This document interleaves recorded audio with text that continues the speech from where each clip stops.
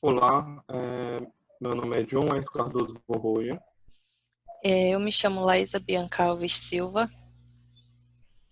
Eu irei dar início ao artigo Plano de Manutenção para Compressores Industriais em uma Indústria Produtora de Alumínio Primário.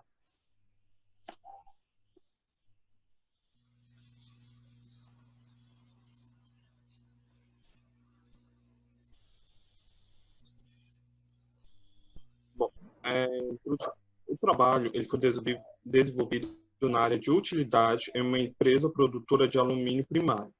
Entre outras atividades imprescindíveis para o processo produtivo da fábrica, o ar comprimido gerado nessa área é usado em vários produtos de planta, como no setor de resfriamento, como também nos ânodos que são usados nas cubas eletrolíticas, etc. Objetivo geral: revisar e analisar os planos de manutenção dos compressores industriais da empresa em questão, verificar sua eficiência e propor melhorias no planejamento e controle das atividades. Bom, ao conjunto de cuidados técnicos indispensáveis para que as máquinas de um parque industrial, bem como outros instrumentos, instalações e ferramentas funcionem de maneira regular e permanente, pertencem a ações como a conservação, a adequação, a restauração, a substituição e a prevenção. O planejamento e controle de manutenção utilizado, ele possui benefícios como aumento da qualidade e da produção, que máquinas operando em boa qualidade, eles vão gerar produtos com melhor acabamento. Segurança, que máquinas com boa manutenção gerarão menos risco de acidentes. Obter indicadores de manutenção e redução de custos. A implementação desse planejamento de manutenção, ele foi feito através da pesquisa e coleta de dados, gerar e analisar os dados, definição de um cronograma, elaborar planos de manutenção preventiva e preditiva e um acompanhamento constante e revisão.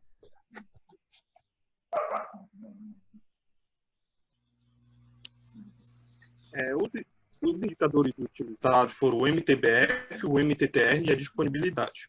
O MTBF, do inglês Mean Time Between Failure, é um termo de confiabilidade e é utilizado para calcular a média dos períodos entre falhas dos equipamentos no processo produtivo. Com esse indicador, é possível saber se o equipamento está fazendo em excesso e, assim, fazer um melhor planejamento de manutenção. Esse indicador, quanto maior o seu resultado, maior será a confiabilidade, pois indicará que este passa um longo tempo sem apresentar falhas. Ele é calculado através da diferença entre o tempo total disponível e o tempo perdido, dividido pelo número de paradas. O segundo indicador é um indicador de tempo médio para reparos, o MTTR. O MTTR, do inglês Mean Time to Repair, é utilizado para calcular o tempo médio gasto para se realizar o reparo em um equipamento. Assim, pode-se obter a informação de quanto tempo este ficou indisponível. E é possível também fazer uma análise sobre a eficiência dos trabalhadores que fizeram a manutenção e a eficiência do planejamento de manutenção. Todo este é um segmento responsável pela compra de materiais e disponibilização dos recursos necessários.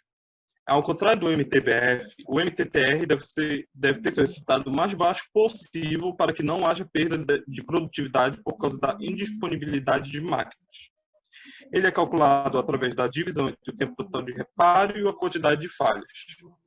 E o último indicador, a disponibilidade, ele alia as duas ferramentas, MTBF e MTTR, e ele é importante que sempre aumente. Por isso, é necessário fazer manutenções preventivas para que o equipamento não venha a falhar ou ter quedas em seu desempenho e o processo produtivo funcione de acordo com o esperado.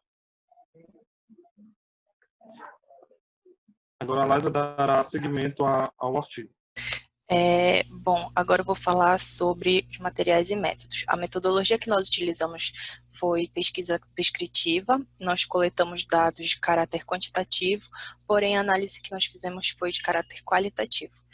O objeto de estudo foram os compressores industriais, que eram dos modelos ZR5 da fabricante Atlas Copco, que eram compressores de parafuso isentos de óleo. Foram utilizados dois tipos de controle para coleta de dados, que foi o informatizado e o manual.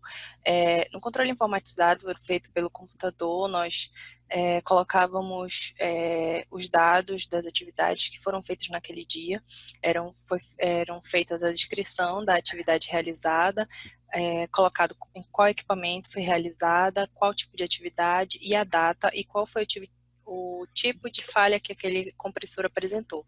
E no controle manual, os operadores de cada turno, eles escreviam se tinha ocorrido alguma falha em algum compressor ou se eles tinham realizado alguma atividade.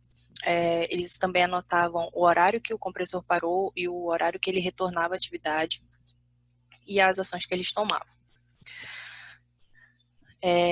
Bom, o planejamento da manutenção que existia, nós percebemos que todos os compressores tinham os mesmos planos de manutenção, ou seja, não eram levados em considerações as particularidades de cada compressor. Por exemplo, se um apresentava muita falha e outro não apresentava, eles tinham o mesmo tipo de manutenção. Eram feitas manutenções mensais, anuais, semestrais. E aqui do lado direito nós podemos ver exemplos das notas de manutenção corretivas que eram abertas no sistema que era utilizado na empresa, que era o SAP. Então, nós podemos ver que tinha manutenções tipo eliminar vazamento de óleo, trocar o trocador de calor, válvula danificada e etc. Bom, analisando os dados que nós coletamos, nós podemos ver que a falha mais recorrente era da pressão de óleo elevada e vazamento de óleo. E conforme nossas análises, nós podemos ver que o compressor número 9, ele apresentava mais falhas entre todos os compressores. Então, nós focamos o nosso plano de manutenção nele. Bom, as notas do SAP aberta, essas foram as notas antes até setembro. Nós tivemos um pico de 15 notas corretivas abertas. Após nós aplicarmos o planejamento e controle de manutenção, esse número caiu para 3. Bom, antes de nós aplicarmos o nosso método, em agosto nós podemos ver que o tempo médio entre falhas, ou seja, o tempo que ele ficava sem apresentar falhas era de 43,9 e nós tivemos um ganho de 47% após nós aplicarmos o PCM.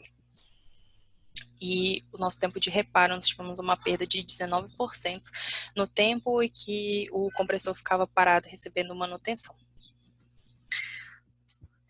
Bom, no lado esquerdo nós podemos ver o relatório que era feito antigamente, onde os operadores anotavam todos os tipos de atividade que eles faziam na área, não somente dos compressores, e era muita informação e difícil de coletar as informações que nós precisamos naquele momento. Então, foi feito um novo tipo de relatório, onde eles deveriam anotar somente atividades que aconteciam nos compressores. E assim, as informações ficaram mais organizadas e mais fáceis de se encontrar. Bom, as considerações finais, nós tivemos a implementação do planejamento e controle de manutenção, nós fizemos o cálculo dos indicadores para saber quais compressores mais necessitavam de atenção e de melhoria. Nós tivemos a melhoria no resultado desses indicadores, a melhoria no relatório de turno, que nós vimos anteriormente.